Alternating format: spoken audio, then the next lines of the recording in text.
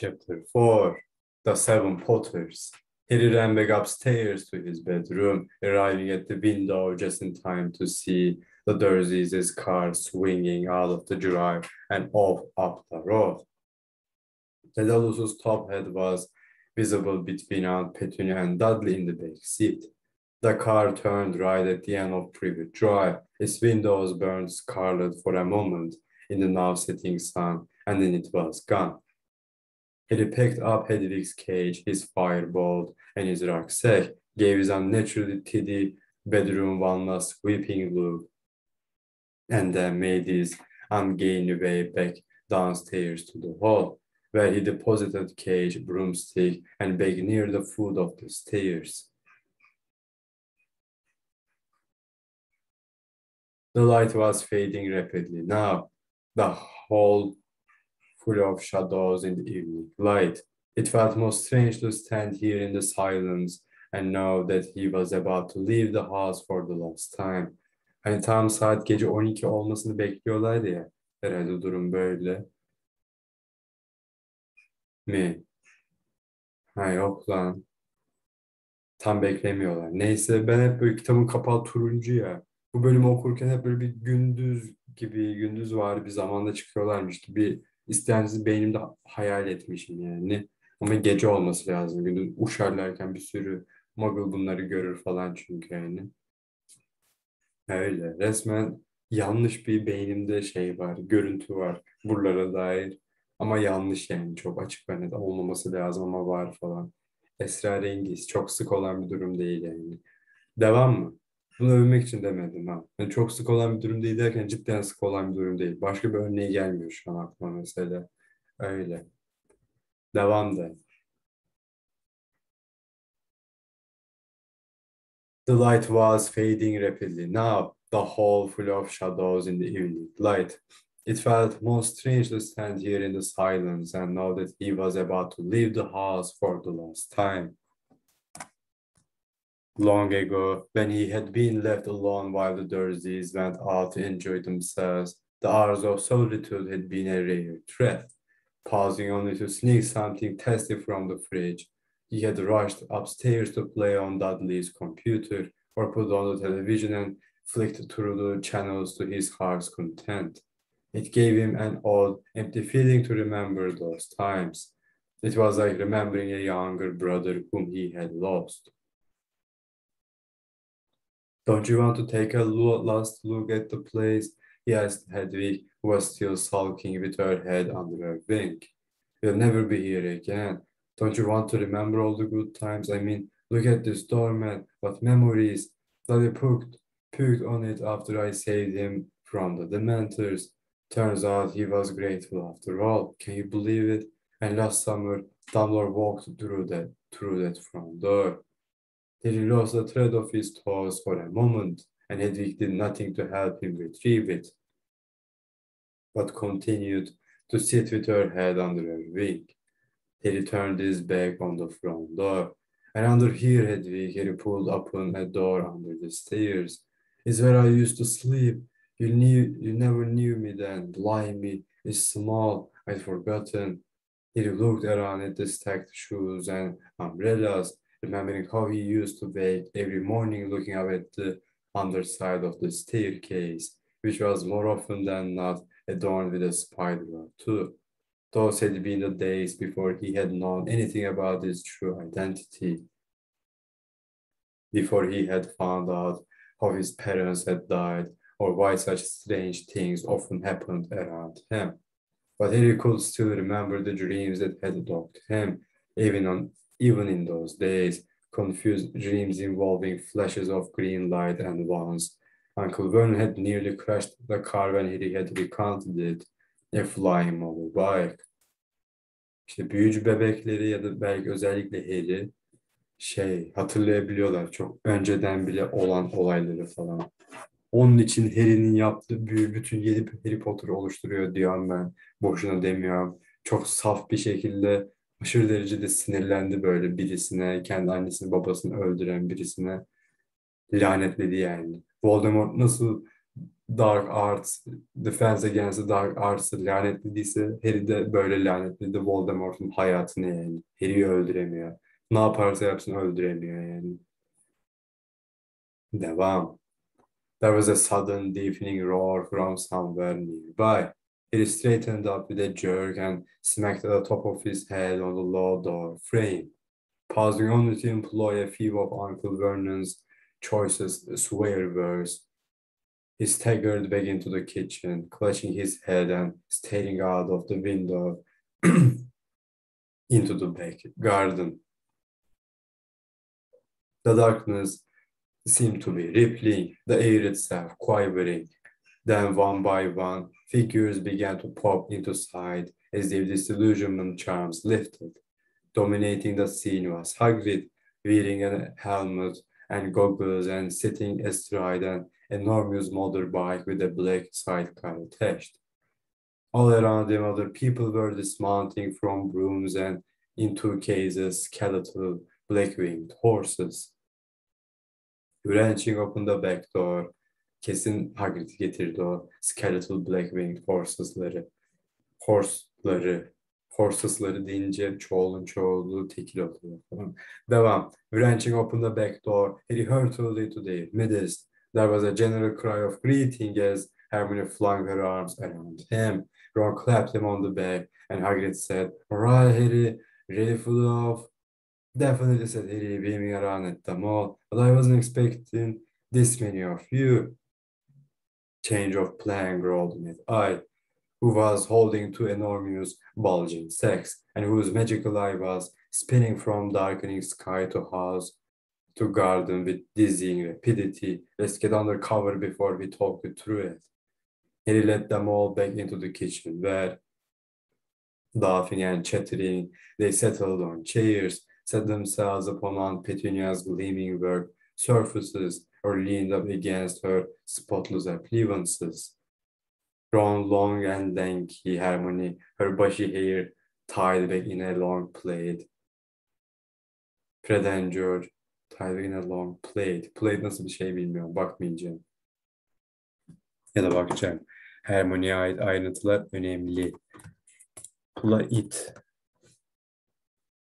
Tamam. Örgü de ya. Kaç tane örgüsüymüş? Bir taneymiş. Her başı here tied back in a long plait.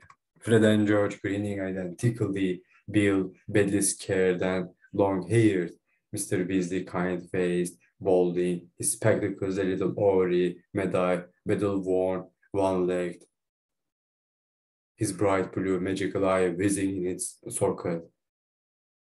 Tongs, whose short hair was her favorite shade of bright pink, Lupin, grayer, more lined, Fleur, slender and beautiful, with her long, silvery blonde hair, Kingsley, bald, black, broad-shouldered, Hagrid, with his wild hair and beard.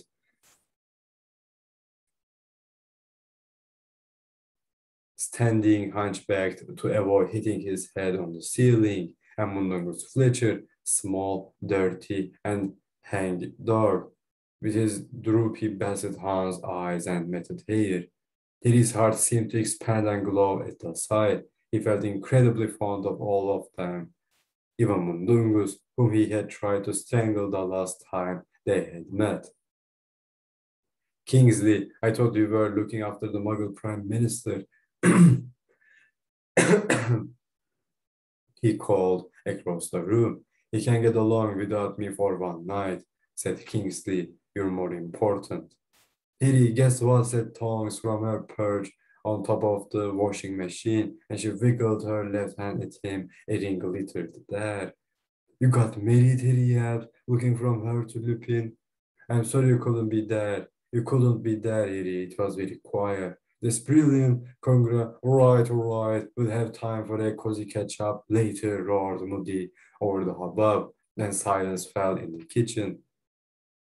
Moody dropped his sacks at his feet and turned to Harry. "As the Dulles probably told you, we had to abandon Plan A. Pugh's thickness has gone over, which gives us a big problem. He's made it an imprisonable offense to connect this house to the flow network, place a portkey here, or operate in or out."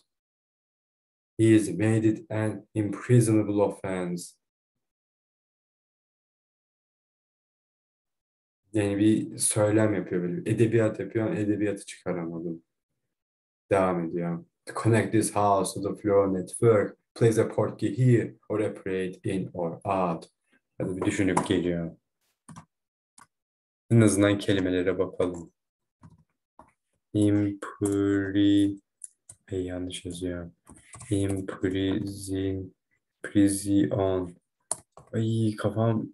Imprisonable.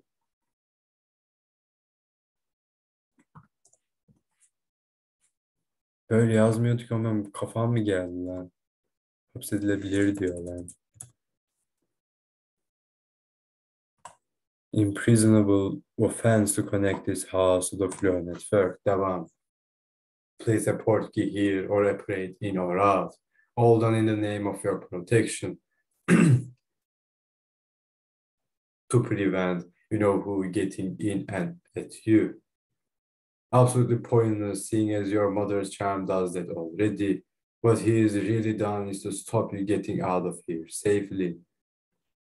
Second problem, you're underage, which means you still got the trace on you.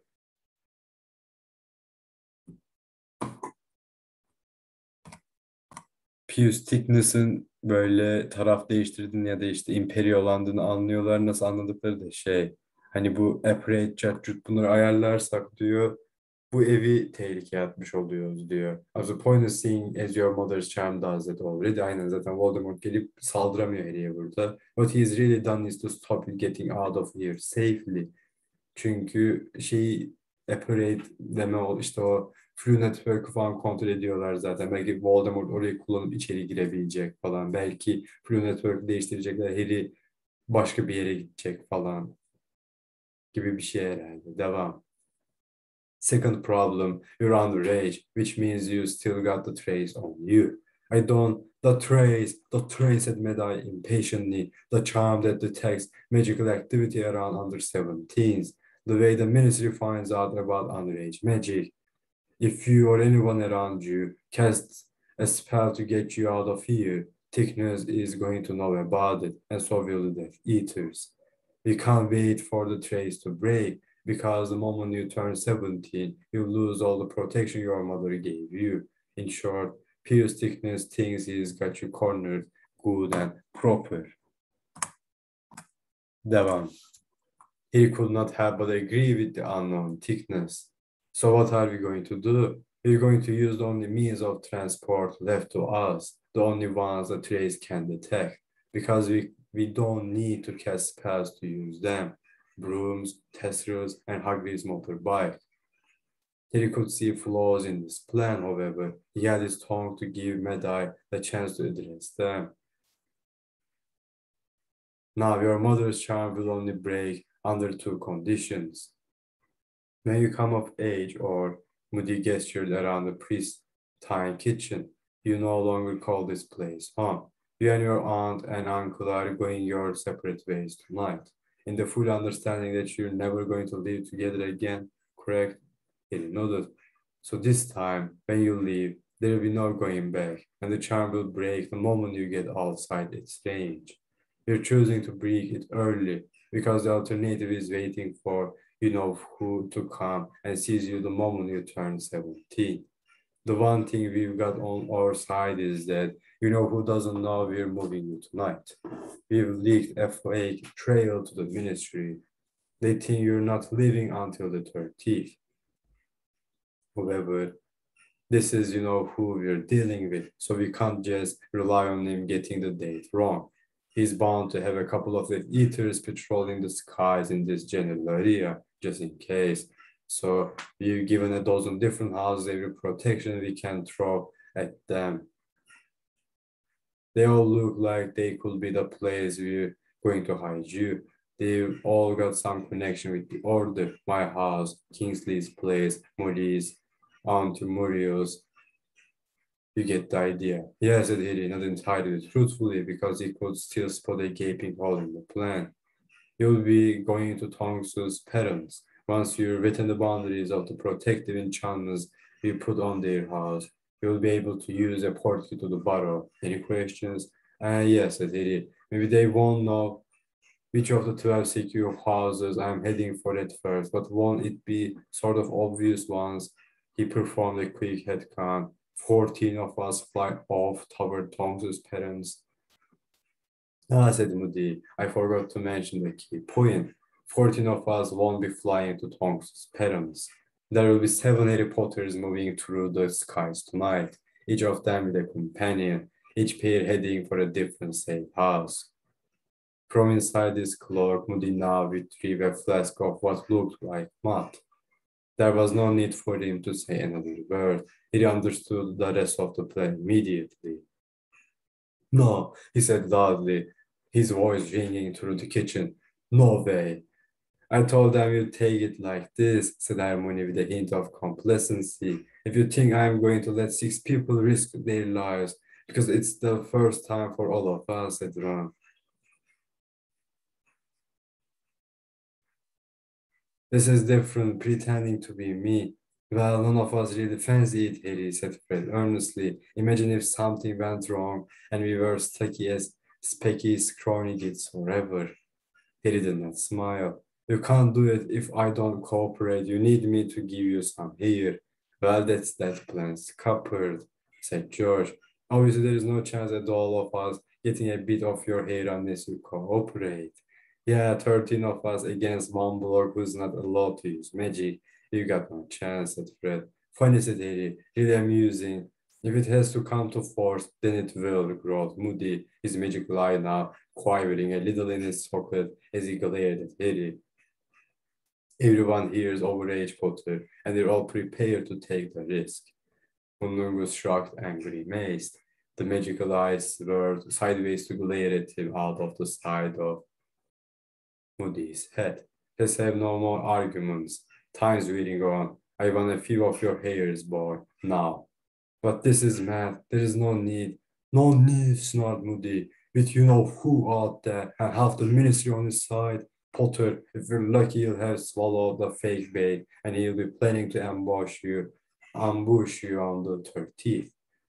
But he'd be mad not to have a Death Eater or two keeping an eye out. It's what I do. They might not be able to get at you or this house while your mother's charm holds, but it's about to break and they know the rough position of the place. Our only chance is to use the coins, even you know who can't split himself into 7. He caught Harmony's eye. I looked away at once. Oğlum, ben burayı bari unutmuşum hiç böyle bir şey olduğunu falan. Hani kendi 7'ye böldü ya 7 hortluk falan. Very fucking good yani. Very fucking good. He caught Harmony's eye and looked away at once. Yazar harikasın Harry. So Potter, some of your hair if you please. Harry glanced at Ron, who grimaced at him in a just do it sort of way. No, barked Moody, with all of their eyes upon him. He reached up to the top of his head, grabbed a hang of hair, and pulled. Hand tutuyor, sonra çekiyor. Good, said Moody, limping forward as he pulled the stopper out of the flask of potion. Say the near, if you please. He dropped the hair into the mud like liquid. The moment it made contact with its surface, the potion began to froth and smoke. Then all at once, it turned a clear, bright gold. Gold, gold. Oha lan. Resmen şey rengine döndü. Anka kuşu rengine falan döndü. Benim aklıma mavi gibi kalmış böyle. Bright gold. Boşuna değil oğlum. Dumbledore'un temsilcisi işte geliyor yani falan.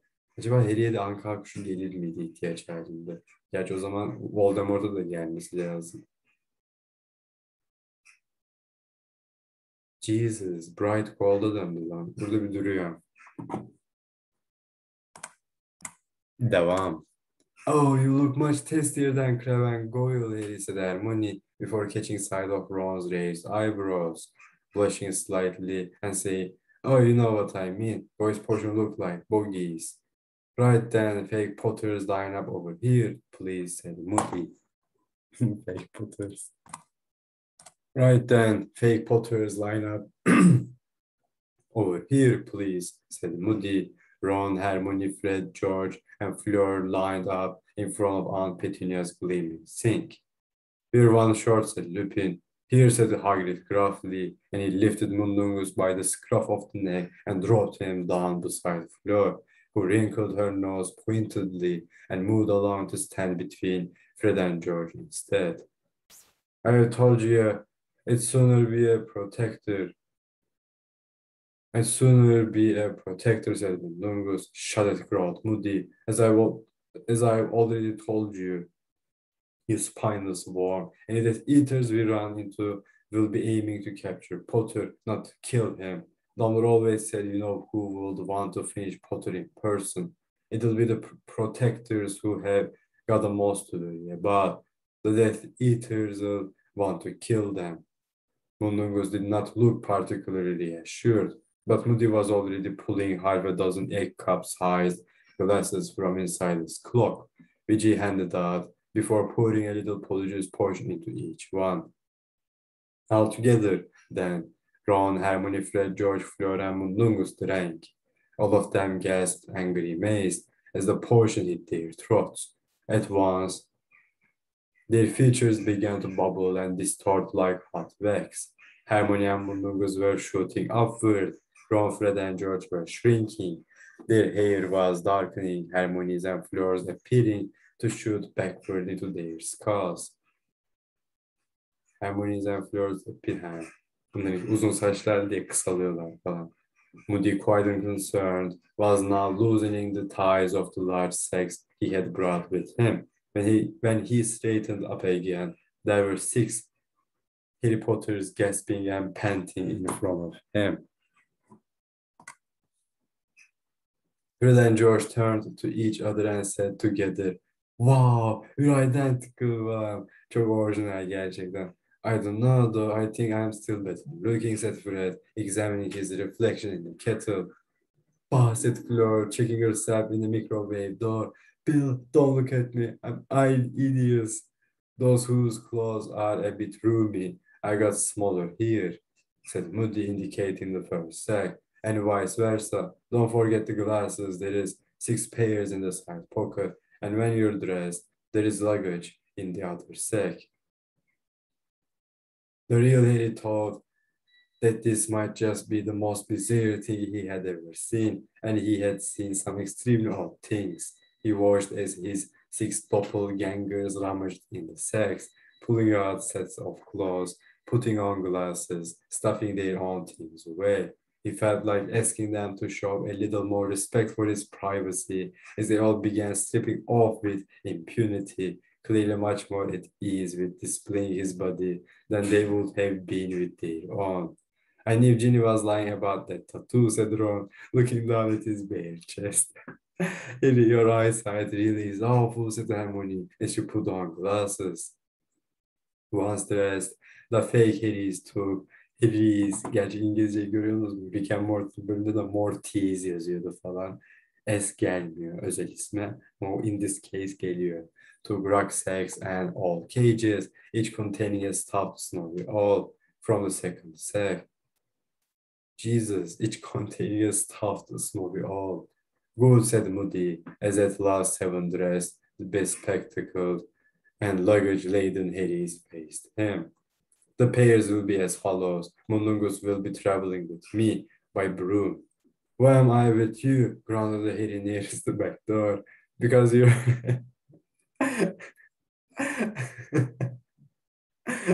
because you're the one that needs watching, growled Moody, and sure enough, his magical eye did not waver from Mundungus as he continued. Arthur and Fred and George, said the twin at whom Moody was pointing. Can't you even tell us apart when we're Harry? Sorry, George. I'm only yanking your wand. I'm Fred, really. Enough messing around, snarled Moody. Enough messing around. Çok bağırmamış, snarlamış falan gibi herhalde. The other one, George or Fred or whoever you are with Remus, Mr. Accor. I'm taking Fleur on a tessel, said Bill. She's not that fond of brooms. Fleur walked over to stand beside him, giving him a soppy, snappish look that Harry hoped with all his heart would never appear on his face again.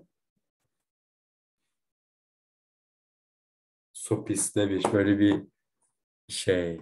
Romantik falan. Sloppy, sulu, slavish. Anlamadım lan. Anlayıp geliyor.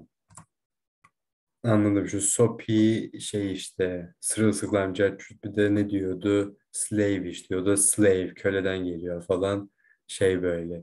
Billy Aros etkisine altına alıp böyle çok pişkin bir gülümseme bari bir şey gelmesine sebep olmuş suratına. Harry de onu görüyor. Umarım bir daha öyle bir ifade oluşmaz Billy'in suratını diyor. Devam ediyoruz. Onward. Miss Granger with Kingsley, again by Tesseril. Harmony looked reassured as she answered Kingsley's smile. He knew that Harmony too lacked confidence on a broomstick. Which leaves you and me, Ron said Tonks brightly, looking over a mock tree as she waved at him. Ron did not look quite as pleased as Harmony. And you're with me, Harry. Is that all right? Said Hagrid, looking a little anxious. You'll be on the bike. Brooms and testers can't take me. Wait, see? There's a lot of room on the seat with me on it, though, so you'll be in the sidecar. Disgrace it, Harry, not altogether truthfully.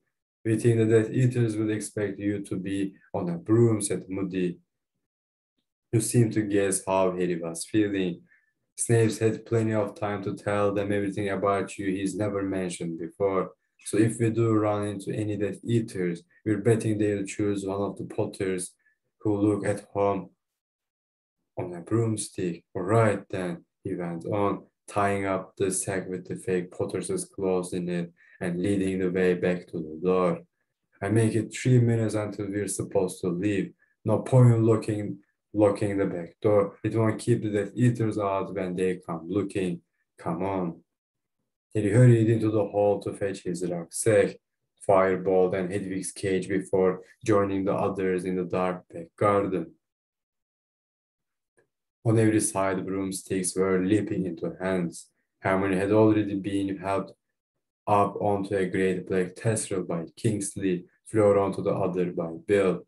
Hagrid was standing ready beside the motorbike, goggles on.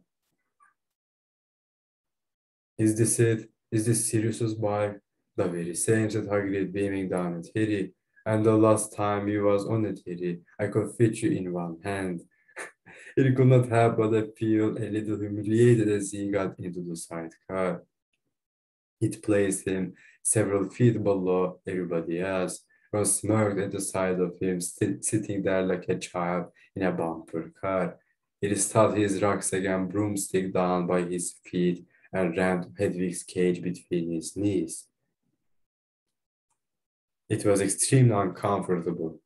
Arthur's done a bit of tinkering, said Hagrid, quite oblivious to Harry's discomfort. He settled himself astride the motorcycle, which creaked slightly and sank inches into the ground. It's got a few tricks up its handlebars now. That one was my idea. He pointed a thick finger at a purple button near the speedometer. Please be careful, Hagrid, said Mr. Weasley, who was standing beside them, holding his broomstick. I'm still not sure that was advisable and is certainly only to be used in emergencies. All right, then, said Moody. Everyone ready? Please, I want us all to leave at exactly the same time or the whole point of the diversion is lost. Everybody mounted their brooms. Hold tight now, Ron, said Tonks, and Harry saw Ron throw a furtive, guilty look at Lupin before placing his hands on either side of her waist. Hagrid kicked the motorbike into life. It roared like a dragon, and the sidecar began to vibrate. Good luck, everyone, shouted Moody. See you all in about an hour at the Barrow. On the count of three. 1, 2, 3. There was a great roar from the motorbike, and Harry felt the sidecar give a nasty lurch. He was rising through the air fast, his eyes watering slightly. He ripped back off his face. Around him, brooms were soaring upward too. The long black tail of a tesseract flicked past. His legs jammed into the sidecar by Hedwig's cage, and his rucksack were already sore and starting to go numb. So great was his discomfort that he almost forgot to take a last glimpse of number 4, Privet Drive. By the time he looked over the edge of the sidecar, he could no longer tell which one it was. Higher and higher they climbed into the sky. And then out of nowhere, out of nothing, they were surrounded. At least 30 hooded figures, Jesus fucking hell, suspended in mid-air, formed a vast circle in the midst of which the order members had risen, oblivious.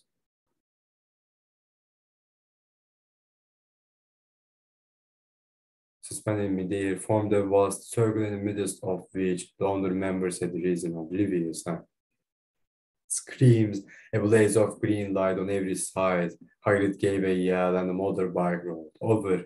He lost any sense of where they were. Street lights above him, yells around him. He was clinging to the sidecar for dear life. Jesus, street lights above him diyor lan. Ha, ters dönmüşler çünkü. Yells around me, was clinging to the sidecar for dear life. Hedwig's caged a fireball, and his rucksack slipped from beneath his knees. No, Hedwig! The broomstick spun to earth. But he just managed to seize the strap of his rucksack. Anam, şey düştü mü lan? Süpürgesi düşmüş ha. Spun. Lif inceltilmiş, çekilmiş, iplik haline gelmiş. Ateş oku gitti, but he just managed to seize the strap of his rucksack and the top of the cage as the motorbike spun the right way up again. A second's relief and another burst of green light. The all screeched and fell to the floor of the cage. Hedwig gitti.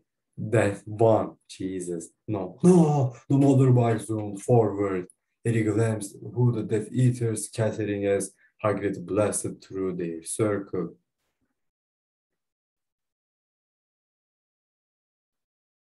Hedwig! But all lay motionless and pathetic as a toy on the floor of a cage. He could not take it in, and his terror for the others was paramount. He glanced over his shoulder and saw a mass of people moving, flares of green light, 2 pairs of people on brooms soaring off into the distance. But he could not tell who they were. Hagrid, you got to go back, he yelled over the thunderous roar of the engine, pulling out his wand, ramming Hedwig's cage onto the floor, refusing to believe. Remy ne yapıyorlar? Sallıyor herhalde.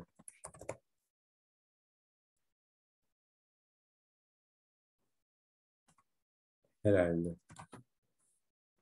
Refusing to believe that she was dead. Hagrid, turn around! My job's to get you there safe, he bellowed Hagrid, and he opened the throttle. Stop, he shouted, but as he looked back again, 2 jets of green light flew past his left ear. 4 Death Eaters had broken away from the circle.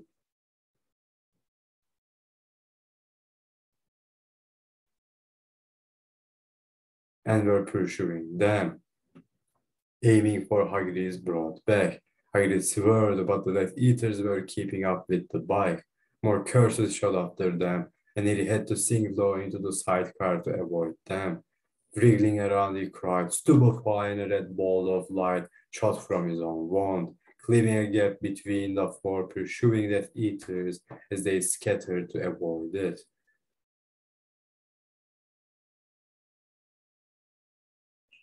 Hold on, Harry, this'll do for him, roared Hagrid, and Harry looked up just in time to see Hagrid slamming a thick finger into a green button near the fuel gauge.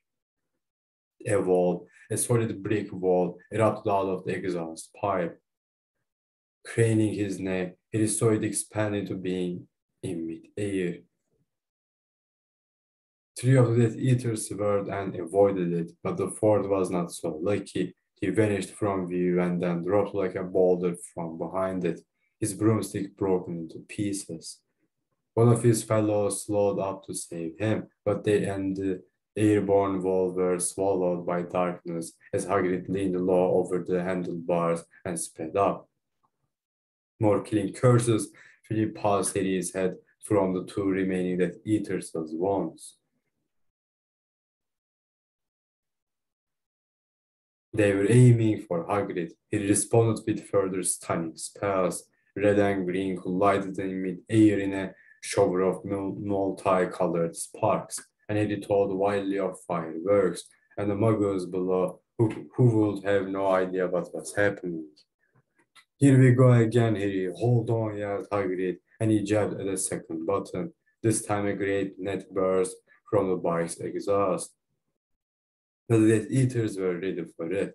Not only did they swerve to avoid it, but the companion who had slowed to save their unconscious friend had caught up.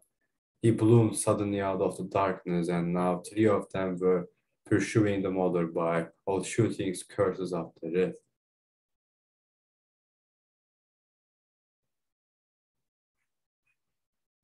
This'll do it, Harry. Hold on tight, yelled Hagrid, and Harry saw him slam his whole hand onto the purple button beside the speedometer. With an unmistakable blowing roar, dragon fire burst from the exhaust, with white, hot and blue, and the motorbike shot forward like a bullet with a sound of wrenching metal. Harry saw the Death Eaters were out of sight to avoid a deadly trail of flame, and at the same time felt the sidecar sway ominously. Its metal connections to the bike had splintered with the force of acceleration. "It's all right," bellowed Hagrid, now thrown flat onto his back by the surge of speed. Nobody was teetering now, and the sidecar was starting to twist violently in the bike's slipstream.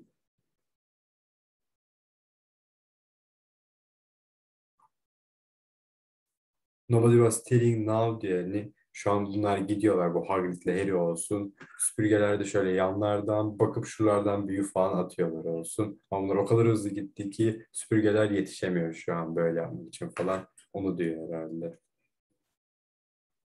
"I'm on it, Harry. Don't worry, Hagrid yelled. And from inside his jacket pocket he pulled his flowery pink umbrella. "Hagrid, no, let me, Reparo." There was a deafening bang and the sidecar broke away from the bike completely.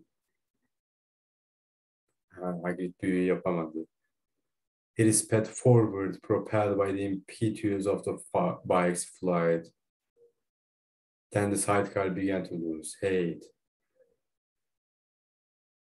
In desperation, he pointed his one at the sidecar and shooted. Wingardium Leviosa. Ken ne yapıyor yani? The sidecar rose like a cork, unsteerable but at least still airborne. He had but a split second's relief. However, as more curses streaked past him, the three Death Eaters were closing in.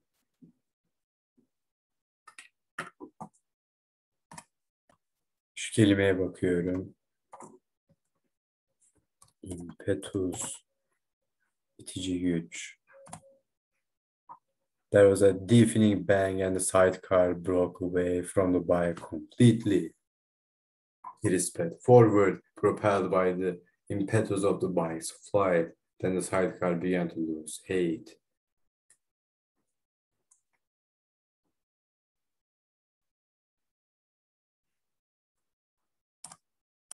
Devam.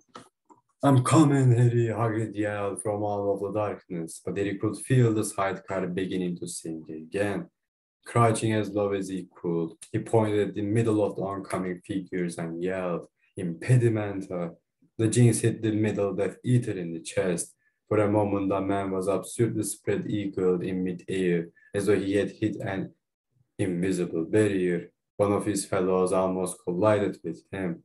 Then the sidecar began to fall in earnest, and the remaining Death Eater shot a curse so close to Harry that he had to duck below the rim of the car, knocking out a tooth on the edge of his seat.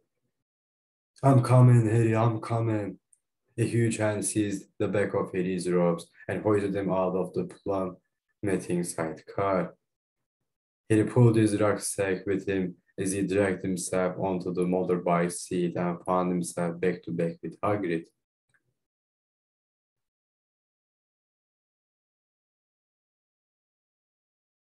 As they soared upward, away from the two remaining Death Eaters, he spat blood out of his mouth, pointed his wand at the folding sidecar, and yelled, "Confringo!" He knew a dreadful, gut-wrenching pang for Hedwig as it exploded. The Death Eater nearest it was blasted off his broom and fell from sight. His companion fell back and vanished. Devam. Çok iyi değil mi? Kitabın başındayız. Action'ın kralı var yani şu an. Devam. Here I'm sorry, Mount Hagrid. I shouldn't try to repair it myself. You got no room. It's not a problem. Just keep flying and he shooted back as two more Death Eaters emerged out of the darkness, drawing closer. As the curses came shooting across the intervening space again, Hagrid swerved and zigzagged. Harry knew that Hagrid did not dare use the dragon fire balloon again, with Harry seated so insecurely. Harry sent stunning spell after stunning spell back at their pursuers, barely holding them off. He shot another blocking jinx at them. The closest Death Eaters were they avoided and his foot slipped, and by the red light of his next stunning spell, he saw the strange blank face of Stanley Champagne. Stan.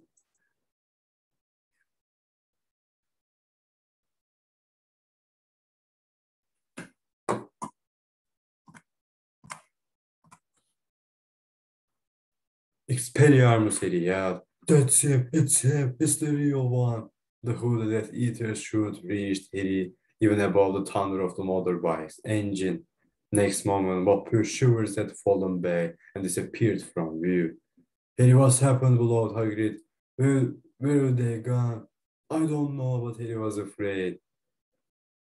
The hooded Death Eater had shooted. It's the real one. How had he known?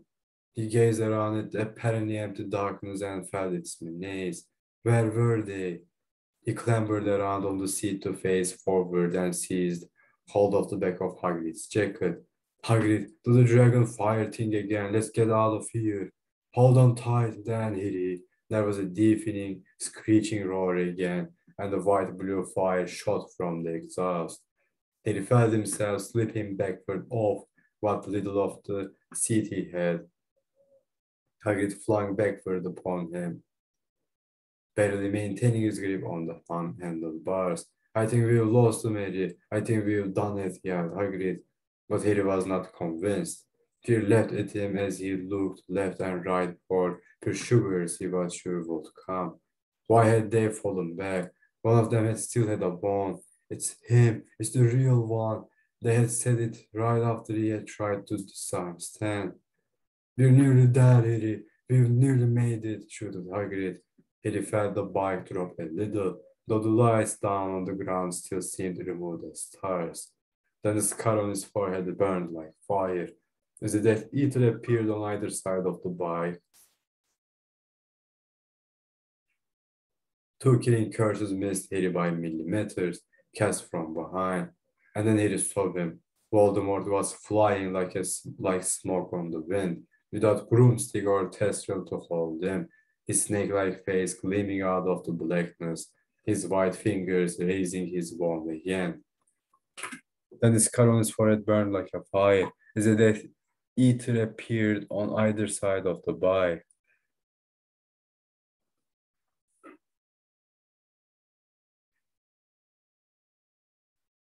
Hagrid let out a bellow of fear and steered the motorbike into a vertical dive, clinging on for dear life. He sent stunning spells flying at random into the whirling night. He saw a body fly past him and knew he had hit one of them, but then he heard a bang and saw sparks from the engine. The motorbike spiraled through the air, completely out of control. Green jets of light shot past them again. He had no idea which way was up, which down. His car was still burning. He expected to die at any second. A hooded figure on a broomstick was feet from him. He saw it raise its arm. No! With a shoot of fury, Hagrid launched himself off the bike at the Death Eater. To his horror, he saw both Hagrid and the Death Eater falling out of sight. They combined way too much for the broomstick. Very gripping the resmen adamın üstüne mi atladılar? Bir dakika buraya anlayıp geliyor. Aynen öyle oldu. Very gripping the plummeting bike with his knees. He heard Voldemort scream, "Mine!" It was over. He could not see or hear where Voldemort was. He glimpsed another Death Eater swooping out of the way and heard Avada, as a pain from his scarf forced his eyes shut. His wand acted of its own accord. He felt it drag his hand around like some great magnet, so a spirit of golden fire through his half-closed eyelids. Heard a crack and a scream of fury. The remaining Death Eater yelled. Voldemort screamed, "No!" Somehow he found his nose an inch from the dragon fire button. He punched it with his wand-free hand, and the bike shot more flames into the air, hurtling straight toward the ground.